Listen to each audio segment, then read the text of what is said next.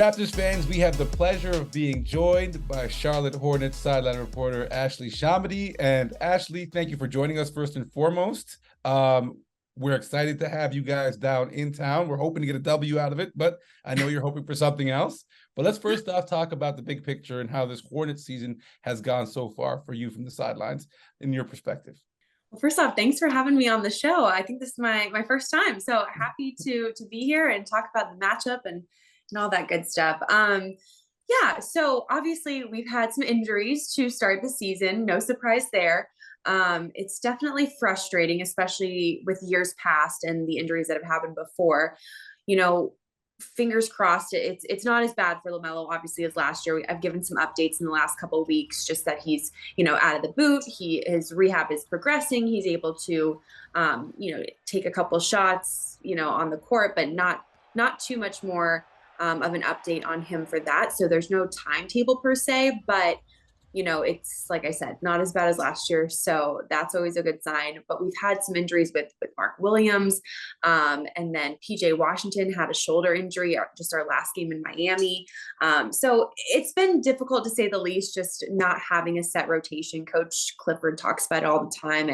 And the fact that, it's so much easier when guys know, hey, this is when I'm going in. This is how many minutes I'm going to get. This is who I'm playing with. And I know obviously things can change from night to night, but when you have those injuries, it changes so drastically all the time.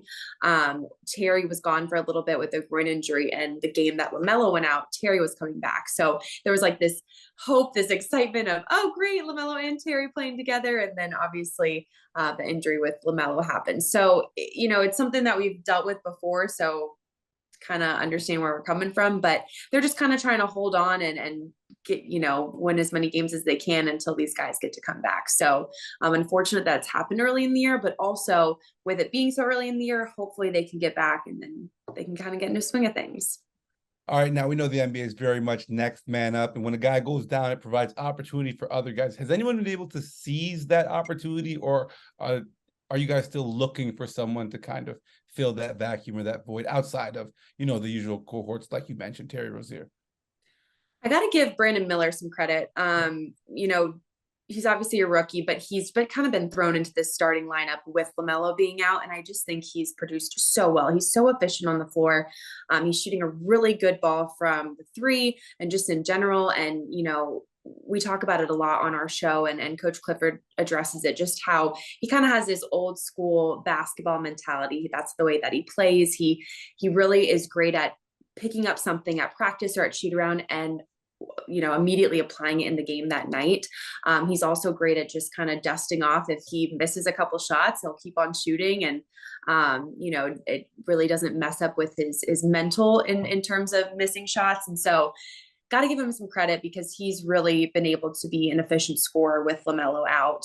And then, PJ was moved to the bench, and that helped in the depth of the second unit. And then Bryce McGowan's as well. He put up, I believe, 15 points when we played the Raptors just a couple days ago. And when he's able to get into a good rhythm, it's fun to watch and it's great to see. And it gives him a lot of confidence. I think with Bryce, it's just about having confidence. When he sees a couple go down, he is able to build up that momentum. But definitely Brandon Miller, just because he has been really thrown into the fire with being in the starting lineup and having such a big role so early on.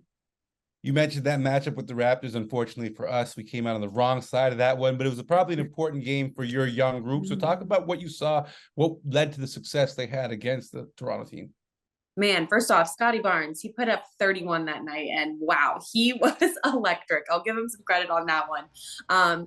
The Hornets got off to a really good start. They outscored the Raptors, I think it was 35 to 20 something in the first quarter. And that's an issue that we've had this season, is just getting off to better starts, always kind of playing from behind, digging yourself out of the hole. And so to be able to get off to such a good start was fantastic to see. And you could see it in the guys, just like how much momentum it gave them so early on. That being said, they did have like a 20-point lead in the second half, and they only won by 3. So the fact that, the Raptors were able to make such a comeback, I would not say that would happen again. If this exact situation happened on Monday, I would assume that the Raptors wouldn't let this happen again. So, for the Hornets, I just feel like it needs to be something of, yes, starting off strong, but continuing to play with that same mindset when the Raptors go on a run, because they were able to obviously go on a couple of them. And, fortunately for us, we were able to pull out the win, but it was definitely scary and dicey there at the end. And those games that just make you want to pull your hair out. All right, well, Ashley, thank you so much. We look forward to seeing you Monday night here in Toronto. Pack warmly. Okay, snow's coming. I'll pack my parka. Thanks, guys.